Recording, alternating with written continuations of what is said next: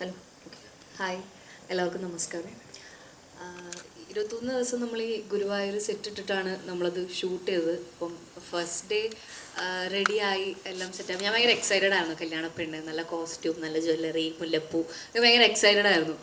പിന്നെ രണ്ടാമത്തെ ദിവസം മൂന്നാമത്തെ ദിവസം മുതലേക്ക് മനസ്സിലായി പാളി. കാരണം പറ്റില്ല, പുറത്തിറങ്ങിയ ചൂട്, അകത്ത് കാരണം ഒരുപാട് ഈ പടത്തിൽ ആദ്യം തൊട്ട് അവസാനം വരെ ഒരുപാട് സീനിയർ ആയിട്ടുള്ള അല്ലെങ്കിൽ അല്ലാതെയും ഒരുപാട് ആർട്ടിസ്റ്റുകളുണ്ട്.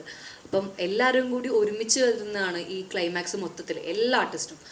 അപ്പം ക്ലൈമാക്സ് ആകുമ്പോൾ ഇവരെല്ലാവരെയും വെച്ച് ചെയ്യണം. അപ്പം നമുക്ക് അവിടെ വന്നിട്ട് നമ്മൾ കുറേ സമയം നമ്മൾ വെറുതെ ഇരിക്കേണ്ടി വരും ചിലപ്പോൾ. അപ്പം മിക്ക സമയങ്ങളിൽ നമ്മൾ ക്യാരവാനിൽ തന്നെ ആയിരിക്കും, അല്ലെങ്കിൽ ചില സമയം നമുക്ക് അവിടെ ഇരിക്കാൻ പറ്റില്ല, ബോറടിക്കും, പുറത്തേക്ക് ഇറങ്ങും.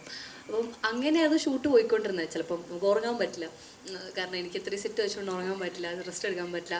ബട്ട് സ്റ്റിൽ പുറത്തേക്ക് ഇറങ്ങി ആ ഷൂട്ടൊക്കെ കാണുന്ന സമയത്ത് ഭയങ്കര രസമാണ്.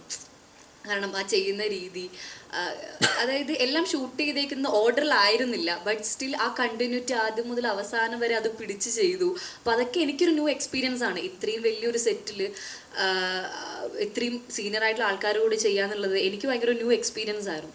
സോ അത് ഞാൻ ഒരുപാട് എൻജോയ് ചെയ്തു. പിന്നെ ബേസിലേട്ടൻ്റെ വധു എന്ന് പറയുന്ന, വധു എന്ന് മാത്രമല്ല പേരായിട്ടാണെങ്കിലും എനിക്ക് ഭയങ്കര കംഫർട്ടായിരുന്നു ആളുടെ കൂടെ വർക്ക് ചെയ്യാൻ. ഇപ്പം നമ്മൾ എൻ്റെ സീൻ എടുത്ത് എൻ്റെ ക്ലോസ് ആണെങ്കിൽ കൂടി ആളെനിക്ക് അപ്പുറത്തിരുന്ന ആളുടെ ഡയലോഗ് എനിക്ക് ക്യാമറയുടെ ഇപ്പുറത്ത് എനിക്ക് ഡയലോഗ് പറഞ്ഞു തരും.